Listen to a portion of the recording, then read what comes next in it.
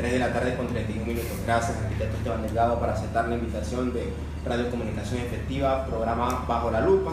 Conocemos ya de su trayectoria ciudadana y profesional para con el país, para con la patria, desde varios espacios, pero siempre con corte hacia el fomento al arte y a la cultura. Ahora, en ese desafío, a través de la Coordinación Zonal 8 del Ministerio de Cultura y Patrimonio, reiteramos nuestro agradecimiento por haber aceptado la invitación para poder socializar lo que está haciendo esta cartera de Estado en pro de la cultura y del arte, muy especialmente para nuestras audiencias en el exterior, aquellos hermanos migrantes que nos están escuchando en Europa, en Estados Unidos, a nivel de América Central y el Caribe. Arquitecto Delgado. Bueno, un gusto a ustedes y mi agradecimiento por haberme invitado, porque esto nos permite difundir todo el trabajo que está haciendo el Ministerio de Cultura y Patrimonio y especialmente la coordinación zonal que me toca dirigir. Arquitecto Delgado, ya entrando en materia, ya tenemos hace más o menos 45 días un nuevo periodo gubernamental con el presidente Lenín Moreno, que ha impulsado una campaña institucionalizada del diálogo, ha pedido a sus colaboradores, los representantes políticos en materias específicas, estoy hablando de los ministros, que adopten esa cultura. En su caso, don Raúl, que está encabezando la lista en el ministerio, y usted en la Coordinación Zonal 8. Don Raúl ya ha tenido ya una experiencia muy cercana con el arte y con la cultura desde la Casa de la Cultura en Quito, que de hecho lleva el nombre del abuelo de un comunicador, el señor Andrés Carrión, que también nos está siguiendo en las redes sociales y al cual yo lo estimo por su carácter.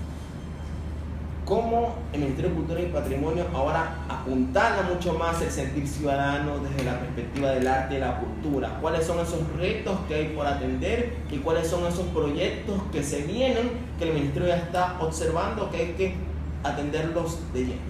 Bueno, justamente usted se refiere a los diálogos ciudadanos. También nosotros estamos en los preparativos para iniciar los diálogos ciudadanos desde el sector de la cultura. Ya hemos tenido unas reuniones, estamos en el periodo del mapeo de los actores culturales, que es muy importante, porque hay dos partes aquí claramente diferenciadas. La una es los actores de los elementos de interculturalidad, con el pueblo montubio, con el pueblo afro, con el pueblo quichua, que en Guayaquil hay una gran cantidad de pueblo quichua hablante, bastante grande, con los peninsulares, los mestizos. Entonces, un enfoque por ese lado, y por otro lado con los actores culturales, digamos así, pintores, teatreros, escritores, etcétera, etcétera, etcétera. Entonces estamos justamente en ese periodo de mapear los actores y esperando a coordinar la metodología de los diálogos ciudadanos para poder iniciarlos, ¿no? Esto es un elemento muy importante, porque hay que acordarse de que estamos viviendo un momento de transición en el tema de la cultura, porque tenemos la nueva ley de cultura, tenemos los reglamentos y estamos trabajando en la estructuración del ministerio de acuerdo a la ley y los reglamentos de cultura. 3 de la tarde con 35 minutos. Usted manifestaba, arquitecto Delgado, sobre un mapeo. Ese mapeo les ha permitido observar de manera amplia cuáles son todos esos actores directos e indirectos que están involucrados y que también desean participar del entorno cultural y de las artes. Además nos ha hablado de la ley y el reglamento, cómo empieza a armonizar no solamente la actuación de esos actores, el involucramiento del Estado a través del Ministerio y también la sociedad. Bajo esa línea, la academia también tiene presencia dentro de este mapeo de actores, muy específicamente cuando tenemos Uniartes aquí muy cerca. Por supuesto, es un actor importantísimo. Uniartes, hay que acordar que también en otras universidades existen escuelas, en la Universidad Espíritu Santo, la Universidad Católica también tienen carreras de arte, ¿no? Entonces a todos ellos también estamos listos para integrarlos a los diálogos, porque es muy importante. A veces uno cree que es lo que requieren los sectores culturales, pero es muy importante ir directamente hacia donde ellos para ver las necesidades específicas que tienen cada uno de los gremios, y también para articular políticas que sería para beneficio de la cultura. Entonces en eso estamos trabajando. 3 de la tarde con 36 minutos, 2 de la tarde con 36 minutos en las Islas Galápagos. Estamos conversando con el arquitecto Esteban Delgado, coordinador zonal 8 del Ministerio de Cultura y Patrimonio. Arquitecto Delgado, ¿cuál ha sido ya la impresión que ustedes han tenido de los diálogos previos ciudadanos? ¿Cuáles son las primeras demandas que surgen del sector de los afros, del sector quichua, del sector de la academia? ¿Qué es lo que les ha manifestado que necesitan del ministerio cuando ya tenemos permeando una nueva ley? Sí, bueno, cada sector tiene una demanda específica. Por ejemplo, estamos trabajando con el pueblo Muntubio en conjunto con el Instituto Nacional de Patrimonio Cultural para la declaratoria del rodeo Muntubio como patrimonio inmaterial de la nación. Por ejemplo, eso es un tema importante con el pueblo Muntubio. ¿No tiene esa categoría todavía? No tiene todavía, pero ya se están trabajando los expedientes. Para poder declarar algo patrimonio inmaterial o material, tiene que elaborarse un expediente de base que justifique por qué se lo declara. En eso estamos, pero esperemos que el Instituto Nacional de Patrimonio pueda culminar rápidamente esto. Mientras tanto estamos apoyando. Este año sería que se dé ya el nombramiento. Aspiramos a que este año, pero sin embargo estamos ya trabajando. Por ejemplo, va a haber una feria Muntubia en la provincia de Los Ríos, específicamente en Baba, que estamos apoyando, poniendo nuestro contingente para que se dé exitosamente. En el caso del pueblo afro, por ejemplo, ellos andan atrás de un proyecto muy importante. El primer museo y centro cultural de la cultura afro en el Ecuador, que sería realmente el primero en Latinoamérica, según lo manifiestan ellos, ¿no? Tuve la oportunidad de hablar el día sábado con el dirigente de uno de los grupos y una persona bastante enterada en la cultura afro, y me decía que por lo menos en Sudamérica no existe un museo como el que se pretende hacer, no por lo grande, sino por la información importante que se tenga. Y que acá hay presencia. Claro, así es. Entonces seríamos los primeros dentro del cono sur que impulsemos una iniciativa de este tipo. Exactamente. Y es una iniciativa que nace del pueblo afro, pero nosotros queremos darle todo el apoyo para que eso se vaya a concretar. Es todavía una idea, porque habrá que ver en dónde se lo ubica. El tema de factibilidad, logística, etc. Pero por ahí vamos trabajando. Con el pueblo quichua, en cambio, hemos estado trabajando ya desde el año anterior.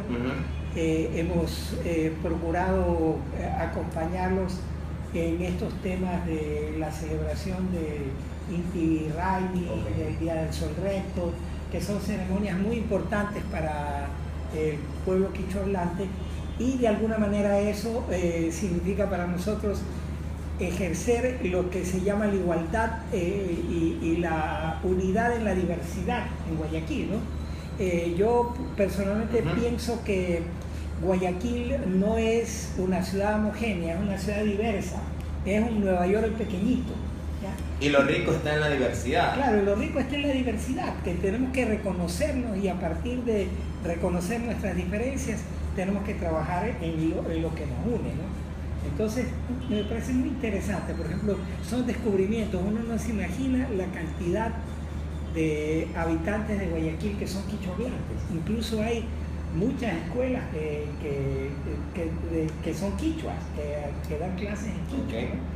Entonces, no se nota la potencia que tiene eso, pero es muy potente. Y que el reto desde el Ministerio de Cultura y Patrimonio es potenciar esa presencia, pero además de potenciarla, empezar a crear esos lazos para que no solamente tengan potencia, porque también se podría creer que tienen potencia, pero como que se intenta alejar a los otros sectores que no son propios. Lo que busca el Ministerio de Cultura, y usted me podrá asesorar si estoy equivocado, es no solamente potenciarlo, sino unir en todos y que todos caminen juntos. Exactamente, usted lo ha dicho exactamente. A partir de reconocer la diversidad, nosotros procuramos que todos nos unamos y hagamos una identidad guayaquileña a partir de la diversidad. 3 de la tarde con 40 minutos, 2 de la tarde con 40 minutos en las Islas Galápagos. Melissa. Así es, agradecemos a todos nuestros usuarios que están conectados a través de las redes sociales @BajoLaLupaS por Twitter e Instagram, y también para los quienes están siguiendo la transmisión en vivo de esta entrevista por la aplicación Periscope @BajoLaLupaS, y luego va a ser subida a nuestro canal YouTube. 3 de la tarde con 41 minutos, 9 de la tarde con 41 minutos en las Islas Galápagos. Arquitecto Delgado, en el trabajo de empezar a trabajar, vaya redundancia, con todos estos grupos, todos estos ciudadanos que son hermanos propiamente de nosotros, ha habido ya acercamientos desde la coordinación zonal con los gobiernos autónomos descentralizados, municipios y prefectura, para de alguna manera también ejercer un trabajo no solamente coordinado, intersectorial, sino fortalecido. Sí, para las fiestas de julio precisamente va a haber una reunión con la AME del ministerio, que va a estar presente el ministro, justamente para conversar con los municipios, porque hay algo que nos preocupa un poco, que es el tema de las competencias que tienen ahora los municipios para el tema del patrimonio. Hay unos fondos que se están destinando para justamente preservar el patrimonio. Como del gobierno central. Fondos del gobierno central, sí. Es el 6% del impuesto a la renta causado en cada municipio. Por ejemplo, al municipio de Guayaquil, como es un municipio grande, tiene 40 millones de dólares para dedicarlo al patrimonio. Ahí lo importante, no del municipio de Guayaquil, porque ellos tienen plena conciencia, pero hay municipios pequeños que han recibido plata y no saben por qué. Entonces se está armando un foro para que se explique y socializar claro, para calentar y decirles que hay que invertir en el patrimonio, que tiene que hacer cada uno una ordenanza de manejo del patrimonio.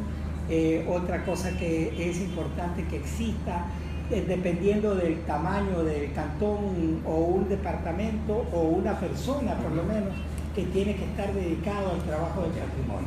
Entonces, por ejemplo, con los gobiernos locales estamos trabajando ese tema específicamente, ¿no? Aparte de otros temas que tenemos previstos, como la implementación de la red de museos que está en la ley, ¿no? y una serie de temas que tenemos en la agenda para seguir trabajando con ellos. ¿Y con las prefecturas?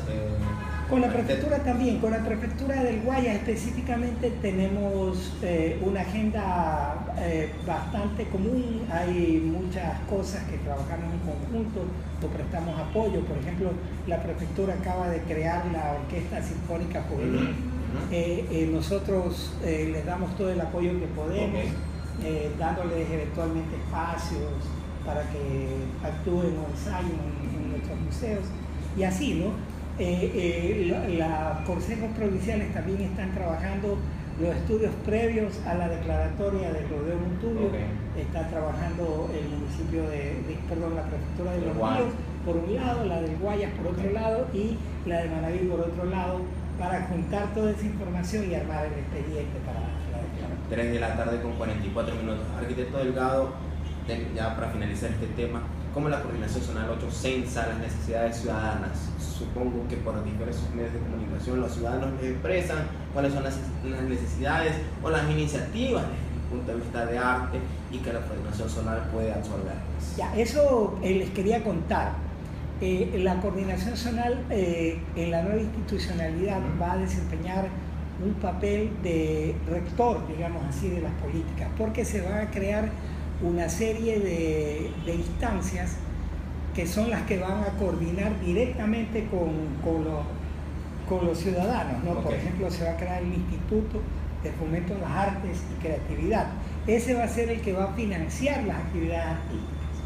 Las casas de actividades artísticas, perdón que le interrumpa, arquitecto, ¿como cuál para la audiencia que puede cualquier escuchar? Tipo de actividad. Se está haciendo el reglamento. Por ejemplo, si usted tiene una idea de presentar un proyecto de cine, o bueno, de cine no lo pongamos como ejemplo porque hay un instituto para eso, pero supóngase de teatro, un proyecto de teatro que combine con danza, usted se va al instituto y si está justificado, el instituto le puede financiar el proyecto.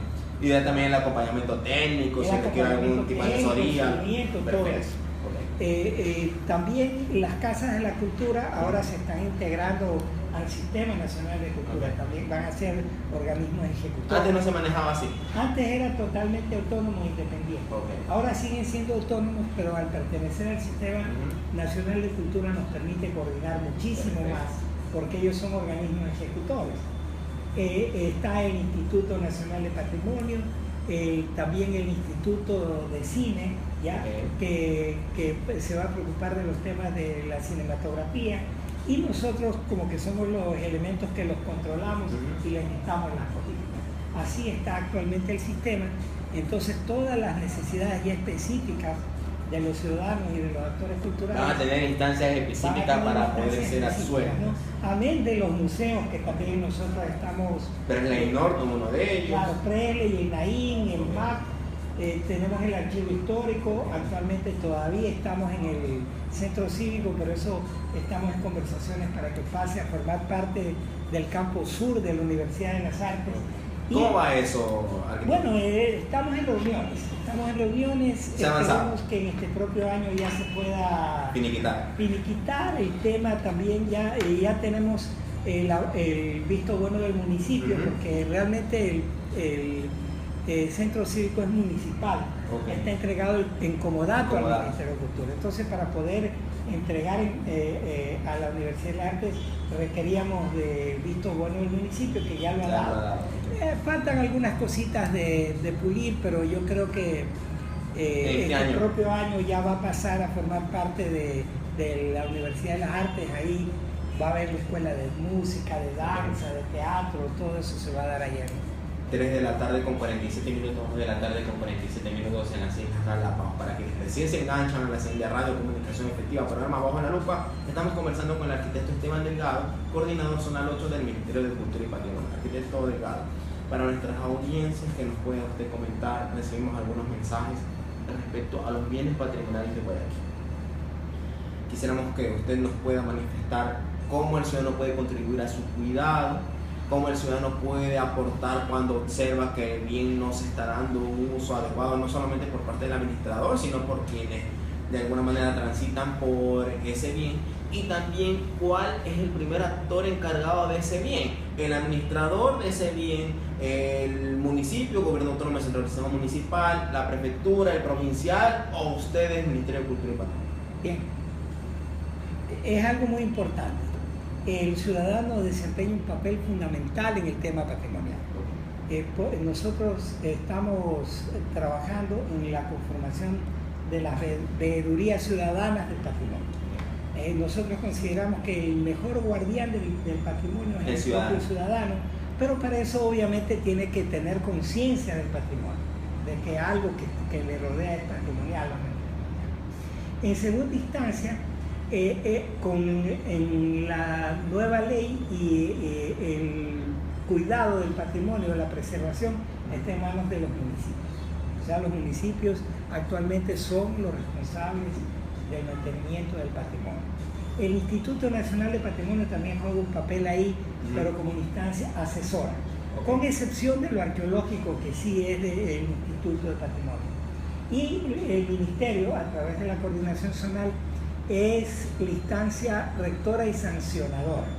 Por ejemplo, si es que hay algún atentado contra el patrimonio, ¿quién toma los elementos legales para evitar que se dañe? Es el Ministerio.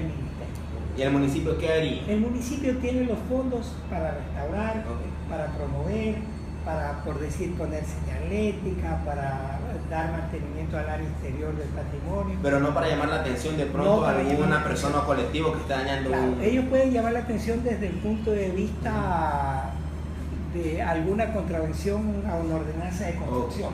Pero por decirles, para ponerles un ejemplo nada más, con el tema de la catedral, recuerdo que se cayó la parte de la torre, ahí fue el ministerio el que instó a que se den las explicaciones y se recomienden todas las salvaguardias que se tienen que tener contra eso. Es decir, el ministerio actúa como rector y de considerar lo necesario sancionar, pero obviamente la idea no es llegar a esa instancia, sino hacerlo amigablemente y preventivamente.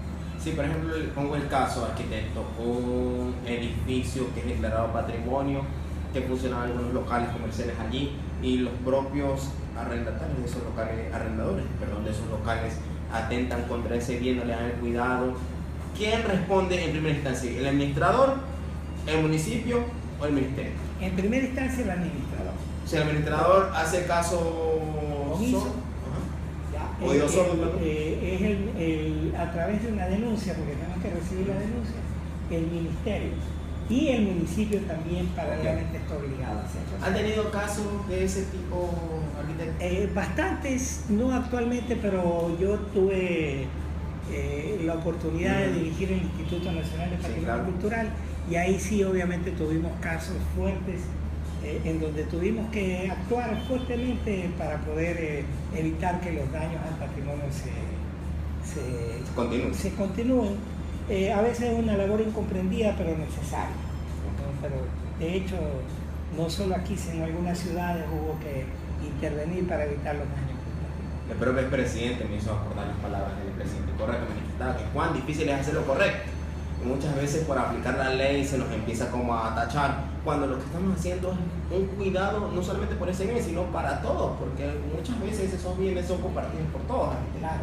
Exactamente, es nuestra memoria social.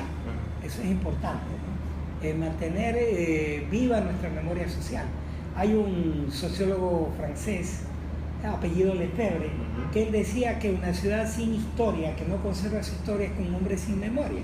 O sea, ¿qué sería de un hombre que le va desapareciendo la memoria después de un tiempo y solo recibe información nueva, ¿no? Sería una persona sin arraigo. Lo mismo sucede, es el papel del patrimonio en las ciudades, que le permiten a las ciudades hacer un crecimiento y tener un testimonio de lo que ha sucedido en el pasado sin hipotecar el futuro, porque se puede hacer lo moderno pero en su espacio. Es lo que se... 3 de la tarde con 52 minutos, 2 de la tarde con 52 minutos en las Islas Galápagos. Finalmente, arquitecto Delgado, al inicio de la entrevista manifestaba que usted ha contribuido de varios espacios a la construcción de la sociedad. Bajo la Lupa impulsa la carrera de hombres y mujeres que contribuyen a la sociedad, a esa construcción, de la redundancia, de una patria en donde todos, absolutamente todos, disfruten de los bienes, pero con responsabilidad. ¿Qué es lo que la sociedad le ha brindado a usted de esos espacios que ha venido contribuyendo, y qué es lo que usted le ha podido brindar a la sociedad desde ahora en el Ministerio de Cultura? Claro, bueno, realmente la sociedad nos ha dado todo, ¿no? Aparte de la familia, pero la sociedad nos ha dado la educación, la posibilidad de acceder, de adquirir una conciencia social, y obviamente la obligación nuestra no es solo el tema del éxito personal, sino yo considero que el ser humano tiene que aportar para la sociedad realmente un grano, no un granito de arena, sino un grano importante de arena, y creo que eso es lo que estamos haciendo, ¿no? Somos siempre un grupo que está ligado a no solo alcanzar el éxito personal o profesional, sino también contribuir a la sociedad para tener un mejor país. Una muestra de evolución, arquitecto, de lo que en algún momento la sociedad le dio, ahora usted impulsa. Bueno, la educación, por ejemplo, ¿no? Es un aporte de la sociedad, el poder acceder a información, todo lo que nos ha dado, incluso en el momento profesional, la posibilidad de tener trabajo. Y bueno, dentro de nuestra especialidad, pues procuramos nosotros devolver todo eso, y como en algún momento se ha dicho, ¿no? Somos de la generación de técnicos políticos en el buen sentido de la palabra, ¿no? No es que uno porque es técnico está ligado, desligado totalmente de lo que pasa, sino nosotros tener conciencia de que lo que estamos haciendo tiene que servir para la sociedad. Y siguen siendo ciudadanos, porque el hecho de que yo colaboro no quiere decir que pierda mi calidad de ciudadano. Arquitecto Delgado, ¿dónde los ciudadanos pueden hacer llegar sus consultas, sus requerimientos, algún tipo de observación que ellos vieran que está ocurriendo? ¿Cómo pueden hacer llegar aquellos señalamientos hacia el ministerio? Sí, mire, la primera y más directa a nuestro correo electrónico, que es mdelgado @culturaypatrimonio.gov.es. mdelgado@culturaypatrimonio.gov.es. Sí, esa es la una, y también nosotros a través del Facebook tenemos la red de museos, que también uno puede hacer llegar sus comentarios, ligados también a todos los museos que nosotros tenemos a cargo, y a través de eso nos pueden, lo pueden se puede comunicar con nosotros y hacer sus denuncias o sus comentarios. Ya que los tengo aquí y para ahora sí finalizar, recuerdo que en su momento manifiesta el tema del museo. Aquí en el Museo Naín Isaías hubo una exposición sobre Marianita de Jesús, que vino desde Quito. ¿Eso nuevamente se va a volver a dar, arquitecto? No lo tenemos dentro de nuestros planes. Lo que nosotros procuramos es que exista una especie de imparcialidad en las exposiciones, al menos desde que estoy yo, pero sin olvidar que nosotros tenemos una importante colección de arte colonial, que el arte colonial a su vez está muy ligado a lo religioso. Por ejemplo, ahora tenemos una exposición que se llama Jesús de Nazaret, pero no es un poco para ensalzar ni atacar a ninguna, sino un poco que es un testimonio del arte de la época de la colonia y de la época republicana. Sin duda alguna, cuando lo tengan presente lo van a difundir por los medios necesarios. Así es. 3 de la tarde con 57 minutos. Agradezco al arquitecto Esteban Delgado por habernos acompañado. Lo comprometemos a todas esas iniciativas que se vayan dando en el camino a través de la ley y el reglamento, que se vayan cristalizando, lo puede usted socializar a través de Bajo la Lupa. Deseamos éxitos en sus funciones, mucha fuerza. Conocemos de su trayectoria, especialmente en el tema del arte, como usted lo ha dicho, para quienes son técnicos en esa labor que es ardua, que es diversa, pero que también busca unir a ese gran colectivo de personas que aportan a la patria a través de su talento. Continúe adelante, arquitecto Delgado, lo esperamos, insisto, en otra oportunidad y reiteramos, como lo dije al inicio de mi entrevista, creo que es la cuarta vez, el agradecimiento por haber atendido la invitación de Bajo la Lupa para poder justamente socializar con nuestras audiencias lo que está haciendo el Ministerio de la Coordinación en bien de la sociedad en cuanto al tema del arte, pero sobre todo conocer un poco más de la vida de una persona, un ciudadano, como usted lo dice, padre de familia, de su familia, que la patria le ha dado la educación, pero con integridad y probidad ha sabido desenvolver esa función que la patria le encomendó. Gracias, arquitecto Esteban Delgado. Gracias a ustedes y siempre la hora. 3 de la tarde con 58 minutos. Yo hago una pausa y ya regresamos.